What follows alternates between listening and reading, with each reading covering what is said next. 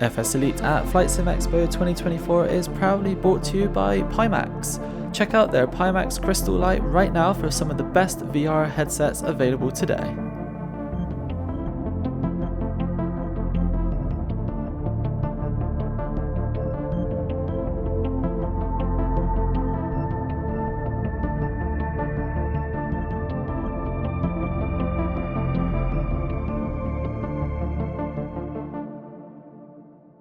Old school.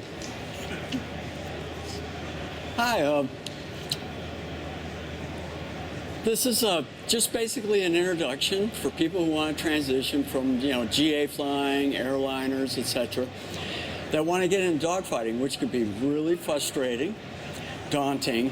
You have to learn to throw your plane around the sky and do things that you're just not used to.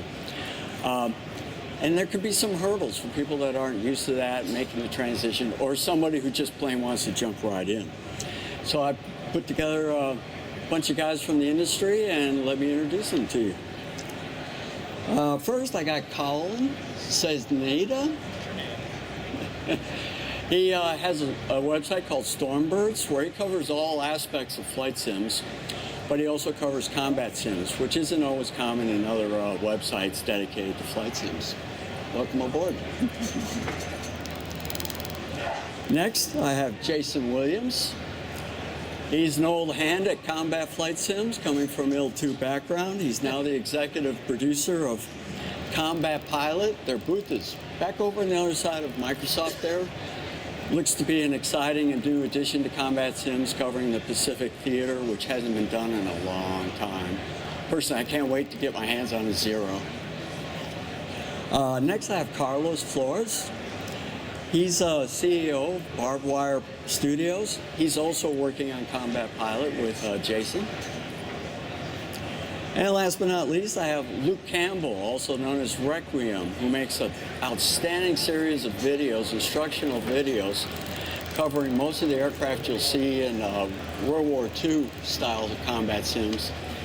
I mean, he gives you everything you need to know. One of the best resources, and when we come back to resources, we'll probably talk to him again. So, let's get started. We had a set of basic questions that we get asked a lot, or you see them on the forums.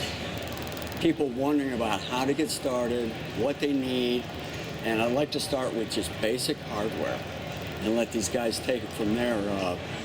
What they think you should have if you really want to get the most out of your combat flight sim. Go ahead, Tom. Okay, am I live? I'm live. So hardware questions. The good thing about we're splitting up here. There we go. Now we got some elbow room. One of the good things about combat flight sims is I don't know, when I got started, I didn't need much to get started. So joystick is good, and I would say a head tracking device. I know that the folks from Tobii are here, the folks from TrackIR, Natural Point are here, and there's other solutions out there, so there's all kinds of different products, but so a joystick and a head tracker, and you can get started into a lot of different combat flight sims, so yeah. When it comes to hardware, you're talking about flight controllers, you're talking about your computer setup. What's interesting about FS Expo now is there are, just a few years ago, there were not this amount of hardware and joystick manufacturers that are catering to the flight sim community. So this is really encouraging to see such innovative controllers here at the show. But to do a flight sim, you need a decent computer. Head tracking or VR is very important.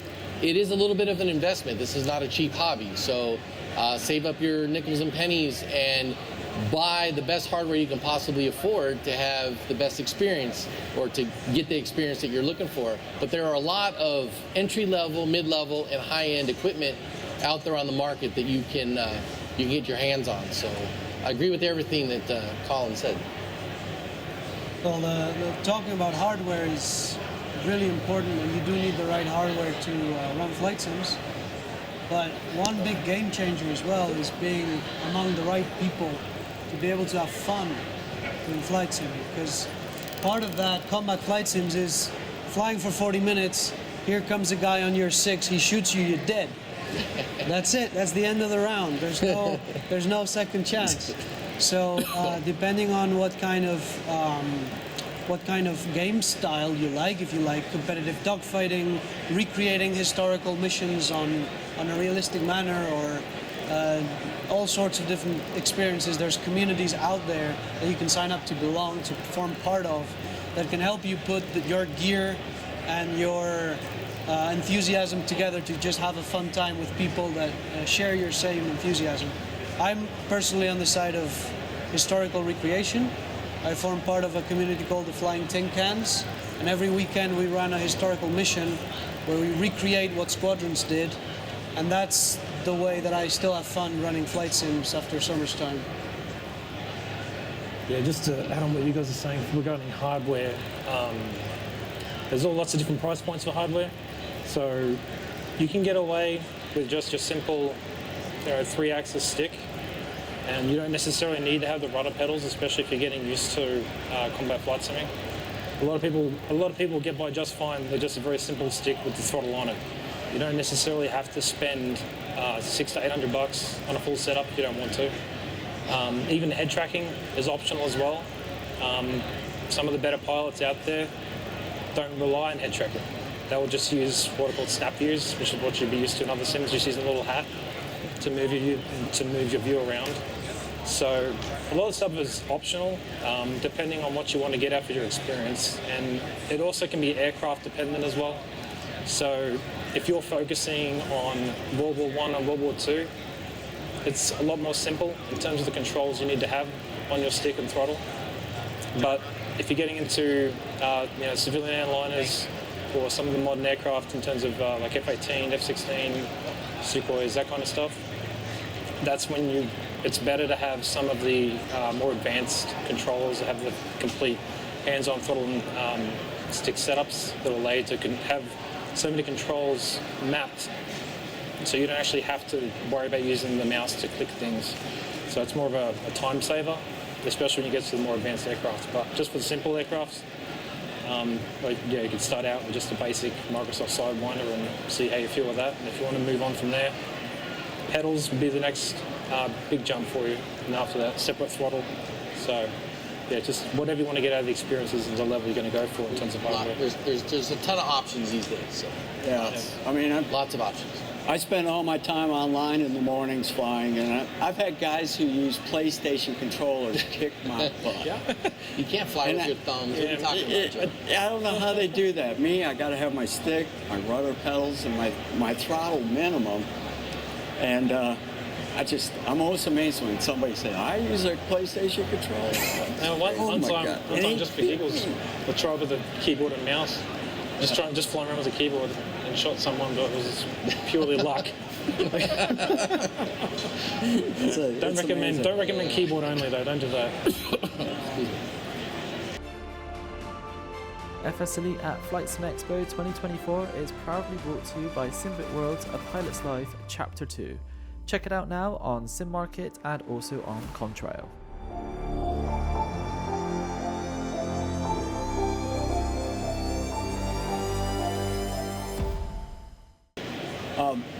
And I should remind everybody, if you have more questions, we might have time at the end, but you can always flag us down. We're going to be roaming here just like you guys. Who out there already flies combat sims? All right, we got a few. All right, yeah. I know. You pay my bills. I love it. I probably know some of you by your call sign, but I don't know you by your face, so please come up afterwards. I finally find out who's killing me or I'm killing you. How do you prepare for combat flight sims? I mean, mentally, what resources are you using? That's the other kind of question I hear and see a lot on the forums. And by the way, the forums are great places to find information. A lot of the guys are actually very helpful. They're not necessarily elitist.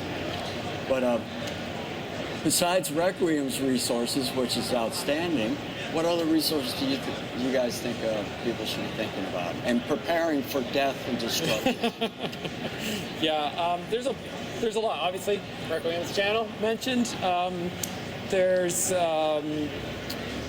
Chuck's guides, if you're into DCS or you're thinking about getting into DCS worlds, Chuck, his guides are fantastic.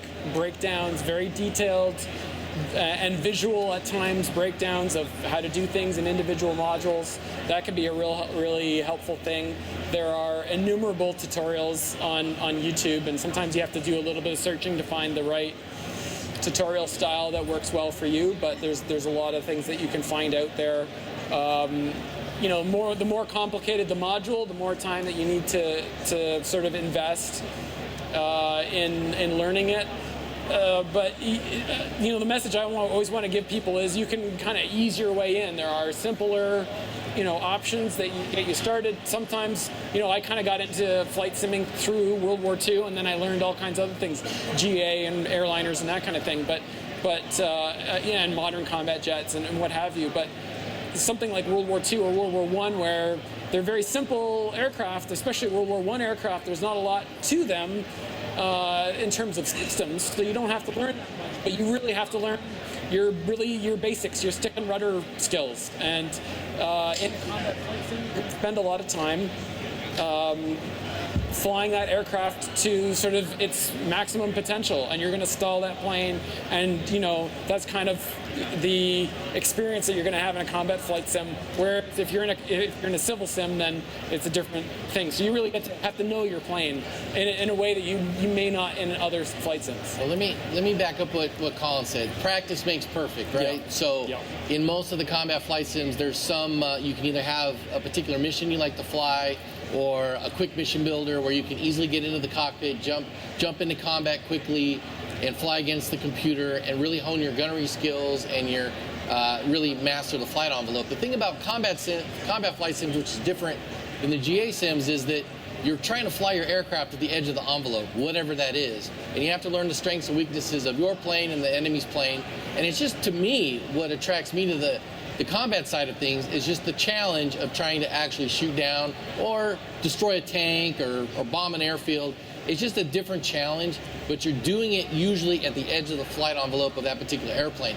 So when you go against human components, the only thing I can say is you can't take it personal. You got to practice and practice. What's the saying? If you do something for 10,000 hours, you become an expert. So just practice. And gunnery. Gunnery is very important for combat sims, obviously. Especially with World War II, World War I, there's no missiles, there's no guided bombs. You gotta lead the target and you know, hit the enemy. So And it can be quite fun. yeah, it's very Yes. satisfying when you actually get a While you kill. do it, yeah. But my advice is just practice. You got your guides, you got your knowledge about how your aircraft stands up to the adversary. There's a big aspect of combat flight sims that you don't get in. Well, you do get in real life aviation, but it's hard to get on GA, which is situational awareness. Yeah, there you go. Because Good point. you know there's a sixth sense that's just tingling in your head. About now comes a flock of Germans diving on you, and you're gonna die. Our bullets was in Patrick. Yeah, for instance, I spend more time looking over my shoulder Right. than I do looking forward. Yeah, no, that's true. So there's a big factor of combat flight sims, which is developing this like volumetric view of where you are, where they're going to show up from, looking at the right places, being sharp with your eyes, and having that situational awareness. Once you get into combat, you start moving about, and you kind of have to remember the geometry of the fight, where you were, where you're now, and the bad guy, swingman, where is he now? It's a bit like a game of chess, plotting ahead of the next. Yeah, And I think it's like a game of chess, except for there's a bit of a cloud over some of the pieces. You don't know where everything is. And if you want to do like a 2v1 or a 3v1 and you're on the odds are against you, you really need that. Otherwise, you may get one, but then the other two are already on your butt.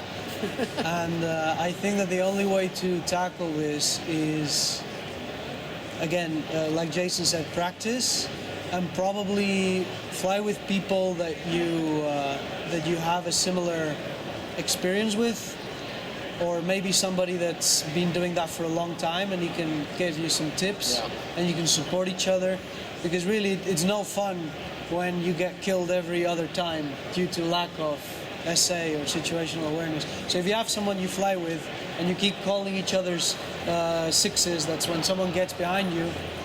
That's a much more enjoyable experience, for sure. Yeah, there's a teamwork aspect to this in multiplayer that is way more exciting than most other video games that I play. So that's what I like. And on your point about practice and getting to know the aircraft, this is where this guy, I mean, watch his videos. I'm going to let you talk about them, but Yeah, so like when you talk about civilian sims, it's all about mastering your aircraft, understanding airspace rules. I'm in real life ATP with a 737 type, and I'm CFI, MEI, CFII. So I spend a lot of time training students and flying in real life. So it's like you just start with the fundamentals of understanding your aircraft first.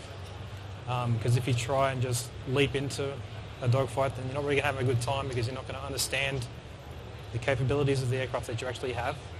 So once you can master the fundamentals of how your airplane flies and handles, then you can start introducing other aspects, such as formation flying, basic navigation. So when you talk about warbirds, in real life I fly with a lot of guys who are either ex or current fighter pilots. And the guy I've worked on my videos with, he's an ex-fighter pilot himself. So once you master the basics of your airplane, then you can start introducing what you call BFM, which is fighting against another airplane. So in a civilian airplane, your reference is going to be the horizon, but when you're fighting against another aircraft, your reference becomes that aircraft instead. So that's going to be the major change that you'll encounter. And like they've said here, fly with someone else. If you fly by yourself, then it's not going to really work out too well. It'll lead to a very frustrating time. And when it comes to combat sims, there's no ego involved. So just like in real life training, if someone points something out, you take it as constructive criticism and move on. And if you were to happen to die in a dogfight, which happens to everybody, then you take what you've learned from that and take it with you to the next fight, and hopefully you do better. So fly with wingman is my big tip if you want to get started. Pro tip. Yeah. Pro tip. Make It's friends. much more fun. Yeah. It's much more Make fun. friends. And that it's also learning better with somebody else at the same time, but you can also talk with them too. Yeah. So I mean, when I'm flying around with someone, I won't be rude, but I'm just like shooting the breeze while we're flying. But then once you start getting combat, it all tightens up. The communications tighten up a bit. So it's a lot more fun when you're flying with somebody else. Is the best way I can put Agreed. it. Totally agree. Sometimes you're going to get stuck flying by yourself because your wingman or your buddies aren't there. And really pays to just be really sneaky and scared, and otherwise you're going to be dead. A good wingman is worth their weight of gold. There's a couple of books I think really help in the resource department. My Bible is Fighter Combat, Tactics and Maneuvering by Robert Shaw. He's an ex-Top Gun instructor. I live by that book. And when I find a wingman who's actually read that book, we're hard to beat because I can call out, a maneuver and we'll do it and we'll win. A lot of the guys I do fly with haven't read the book. They don't understand. I'll call out a double attack or a lead pursuit, and they'll, what? Turn right.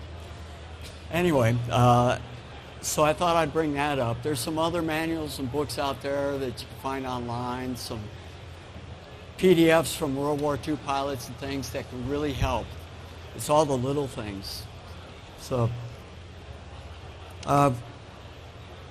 challenges, frustrations, and the joy of winning.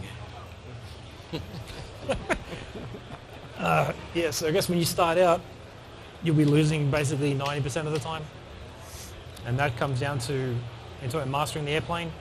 That's when you start building more situational awareness. So if you spend half your time fighting the airplane, then you're not going to have as much time to look around you and know where your wingman is. So the better you are at flying your airplane, the more brain space you end up having to dedicate to other tasks, which includes scanning for other airplanes.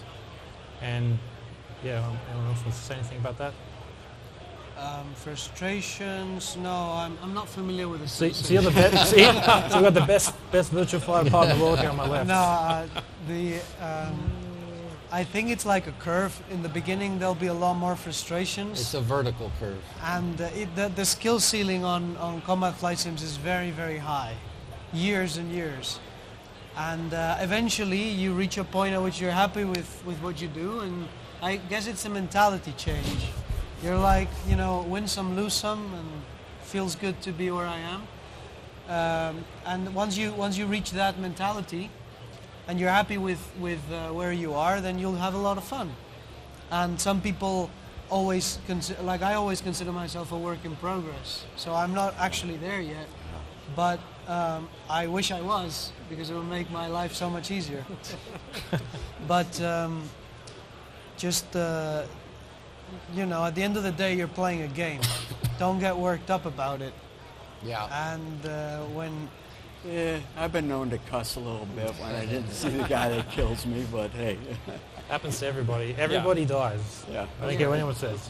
Yeah. Everyone dies at some point, so it doesn't really matter. I'm never mad at him. It's always myself. Sure. Well, that's healthy. Yeah. Yeah. Very enlightened of you, Joe. Yeah, multiplayer against other human opponents can be very frustrating, and if you do get shot down a lot, it is a very vertical learning curve at the beginning. But like Carlos said, in time you'll get comfortable with what you're doing. Joe brought up a good point. You need to familiarize yourself with the terminology of air combat. Like everybody knows checking your six, but like lead pursuit, does everybody know what that is? There's a lot of terminology that goes along with it, and I'm not a real pilot. I'm not a real fighter pilot. I just like to pretend that I am. And I can get shot down a million times and just restart, and I'm still alive. But there are people out there that do it as their real job, or if they were in World War II or World War I.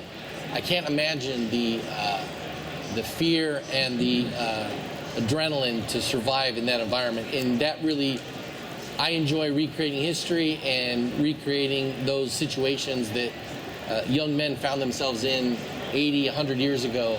And to me, that's really compelling. So it's part of the whole learning about combat flight sims that is attractive. But everything everybody says here, there's tens of thousands of hours in this hobby here on this stage.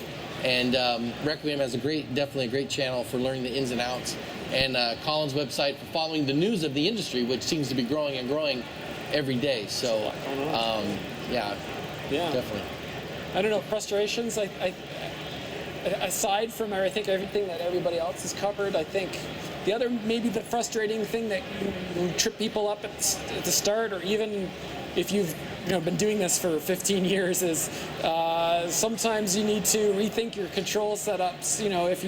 We've talked about hardware, but if you jump into a new aircraft that's come out recently, you're going to have to spend a little bit of time learning and setting up your controls. And I kind of joke sometimes that most combat flight sim games and most civil flight sim games too come with their own mini game that involve setting up your controls.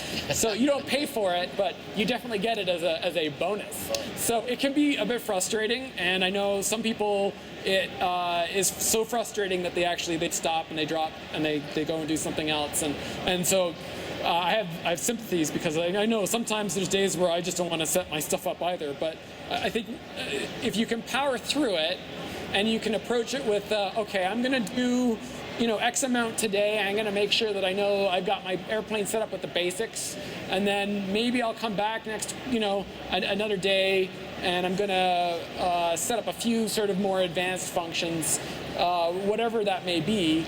I think that's a way to get through that frustration. So, we talked about a vertical learning curve, and that's definitely one of those things that's on that curve. But once you get past it, it becomes more natural to you. So, yeah. Yeah, I set up my controllers basically the same for my GA aircraft when I fly 2020 and the combat sims, so that I know where muscle memory, where my flaps are, my RPM, etc., because a lot of it translates over to the GA craft I like to fly. And when I'm in combat, it's got to just happen. I'm not going to want to look down at my controllers. Yeah. Because I'm busy trying to track the guy that's trying to shoot me down. So that's and until you get that learning curve, you get your controllers all set there, that can be frustrating because, you know, you might drop your landing gear by accident when you meant to, you know, pick up your RPM and get moving. I want to say, All right. for a couple summers, guys from my flight sim group, we've gone to England to fly ex-military trainers, and the guys that are your flight instructors are ex-military, and they've been doing it for many tens of thousands of hours, and they always say one thing, because we do dogfights in those aircraft, and you feel the G-forces and stuff. You're so fortunate that you don't feel the G-forces in the cockpit. But when you're there, you don't have time to think, you just do. Because you can't even read your instruments under those G's, and you're just thinking about where he is, and if you can actually see it, or your neck muscles are fading away. So there's no time to think. If you think, you're dead. You just have to do. And That's from a movie. You realize that? Yeah, and of course, but you know, in a flight sim you have the advantage of being able to think and plan, but the dogfights are not won. Dogfights are lost. So find something that you like to do. Find an aircraft you like to fly. Find a strategy, a doctrine that works for you based on, you know, what's the strengths of the plane, or if you like a particular pilot and he had a particular way of being really successful at times, follow his choices. Stick to what you're comfortable, avoid making a mistake, and you'll be very likely to get out on top. You just don't make mistakes. The word of the day is patience. You have to be patient to learn the systems, the flight mechanics, the game itself, whatever the niggles are with the setting up controllers or the interface. Just this hobby needs you to have patience to be successful.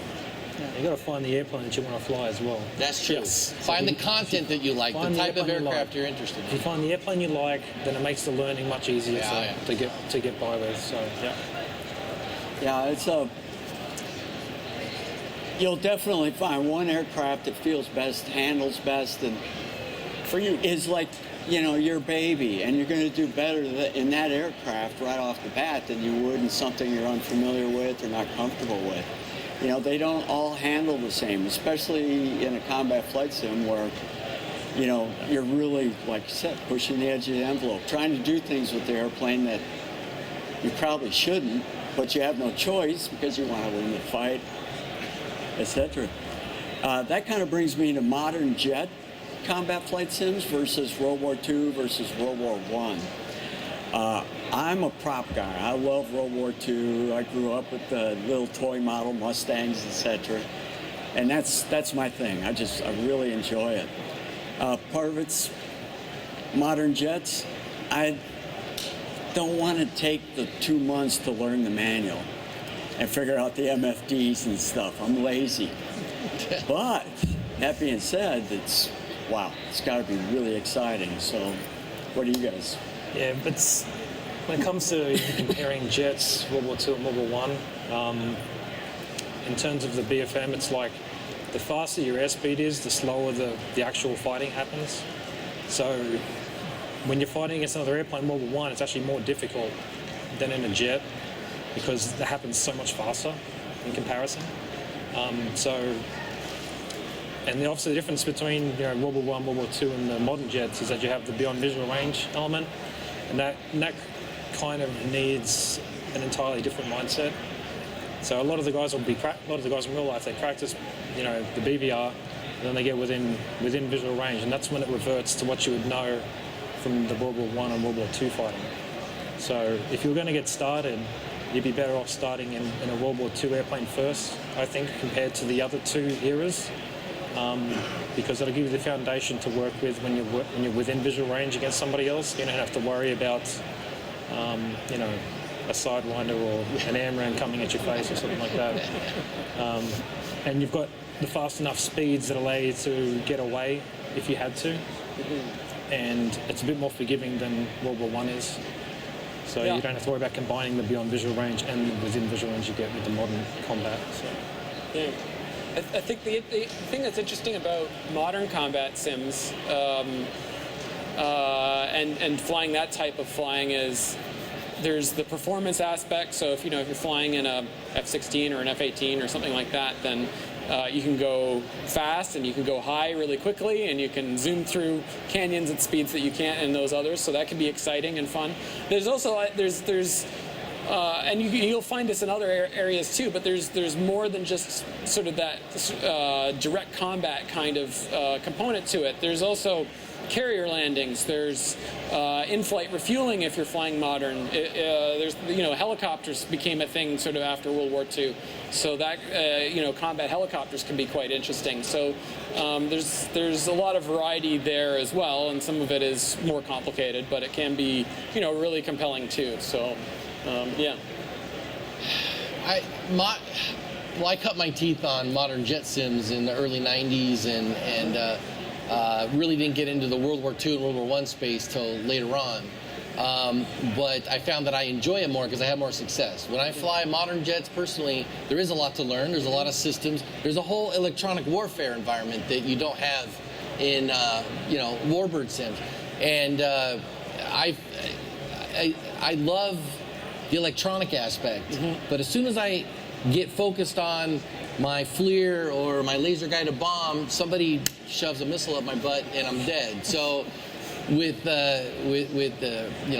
prop jobs, it's I last a little bit longer in the fight because it takes a little more effort to shoot you down. But the whole gamut from World War I to modern jets, it's what we love to do with our free time, and I think it's a very wholesome, and if killing people online is wholesome, but it's a great hobby, and I love to see the show like this because it shows that the hobby is alive, and it's always growing, and it's a lot of fun. I don't know, I get a kick out of it. Yeah, it's a blast. You're a real pilot, so why do you do this? I get peer pressured sometimes to fly Korea, which is like early jets, and I absolutely love it, but I think there's like a trend, World War I throughout modern jets. The more modern you go, the more subsystems and complexities the aircraft involved, the more variety of strategies you can use for your plane, and the more time you got to sink into it to learn and discover, pretty much. With the time that I have, I don't think I would be able to comfortably get past Korea, simply because of I don't have a lot of time to do flight sim. In the Flying Tin Cans, in my organization, we fly World War II, and we do that on a pretty in-depth level to the point that you gotta check the debriefs, the briefings, you gotta sign up that you've read the warning orders, you gotta do, like, from a bureaucratic side of things, it's got all the complexities of a World War II pedantic air structure, air combat structure. So that's where I settle. And you don't have to do that, but you can. Yeah. Just one other thing is regarding the modern airplanes, it's because of the complexity involved in the modern aircraft, realistically, you'd be lucky to have the extra brain space to have more than maybe 2 airplanes and be fully proficient with them. Whereas if you revert to World War II, World War I, it's all purely BFM for the most part. So those airplanes are much more like, they're thrust limited. So you can, I'm better with like the F-18 in terms of like the modern stuff versus anything else. But you can throw me in like any warbird and I haven't really touched it in months and I still fly it okay. Yeah. So it's all about just like the basic principle, which is applied to warbirds much easier than it is to the jets. Now, Rick, you're a real airline pilot in real life. What do you fly now? Now I'm flying the 737-800 and the MAX. Before that I was flying the CRJ 900, 700 and 200. So I don't know where I'm at. It seems that you know more than 2 types. How much brain space do you have?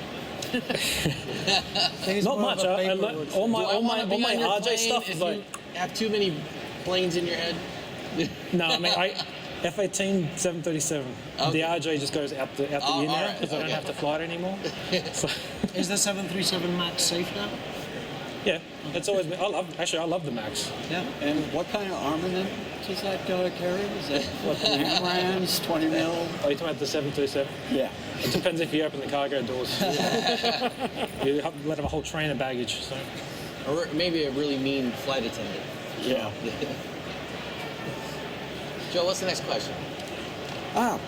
Last, combat flight sim modeling. Besides the fact you're pushing the envelope on the aircraft, the flight modeling can be very different from what you're used to. Like, I love to fly the Blackbird's Cessna 310 a lot in the afternoons. Love that airplane. There's no way I could toss it around or expect it to behave in anything but a GA manner. And that's another aspect of combat flight sims I think a lot of people aren't prepared for, is learning how to handle those unexpected spins, stalls, etc.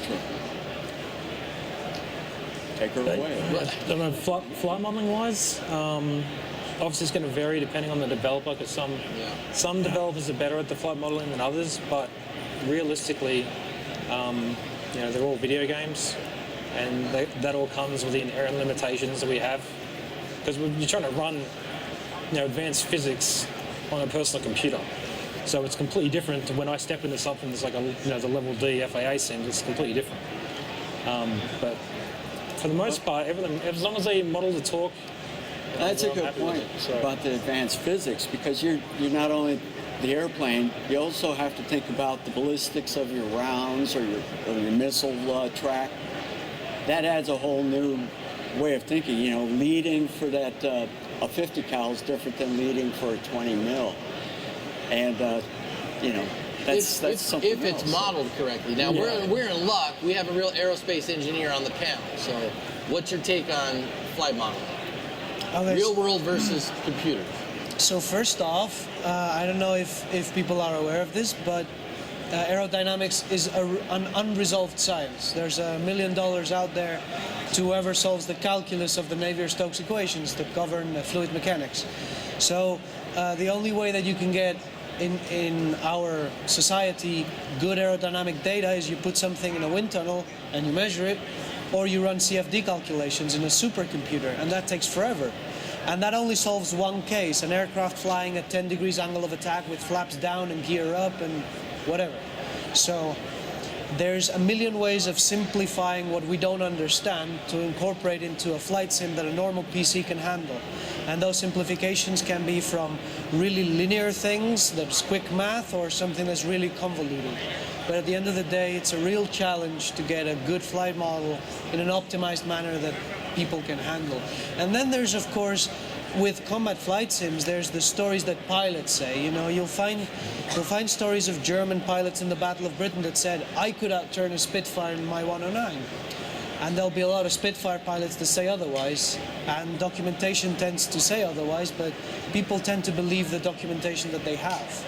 And there's a real conflict out there between how the aircraft performs, which could be, there's mismatches because the external finish of the plane makes all the difference in performance. Some planes were better kept than others, maintenance, all sorts of things.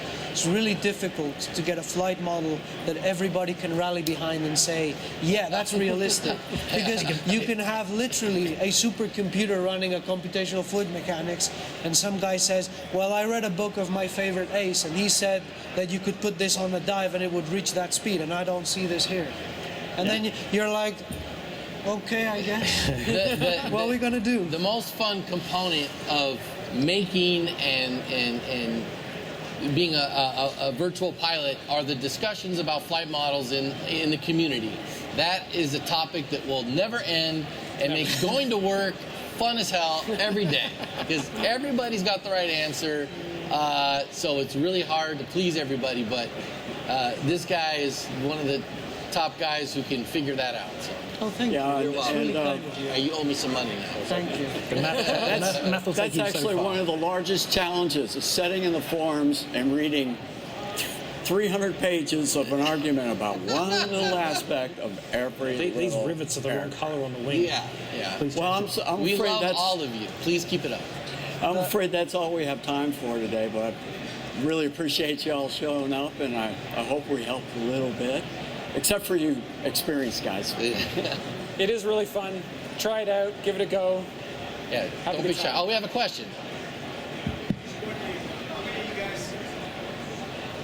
I'm just wondering, how many of you use the motion simulator or Siege? I have one. I'm not rich enough. I need a bigger house. I have one. It's a lot of fun. They work best with a VR headset on, to be honest with you, to get the full immersion. If you can afford such a setup, I know they have different ones here, but motion sim with a good VR headset is hard to beat for entertainment. Yeah, for sure. I've used one at a friend's place over at close for UPS, and he has the motion rig set up with the Aero. Sorry, he has the Vaho Aero headset. Yeah, they are. So he has that headset. I've used that with motion, and it's with a butt kicker as well. So you're flying like a Spitfire, you really feel a rumble and Merlin on the seat. It's really cool. Cool. But like you said, to get the most out of a motion seat, you really need to use VR. Yeah. So, yeah. Thanks for coming. Thank you, Joe. So please put your hands together. Thank you so much. Thank you very much. Thank you very much. Perfect. Lovely. It's been great. Thank you so much. Thanks, Howard. You're welcome. Thank you. Welcome.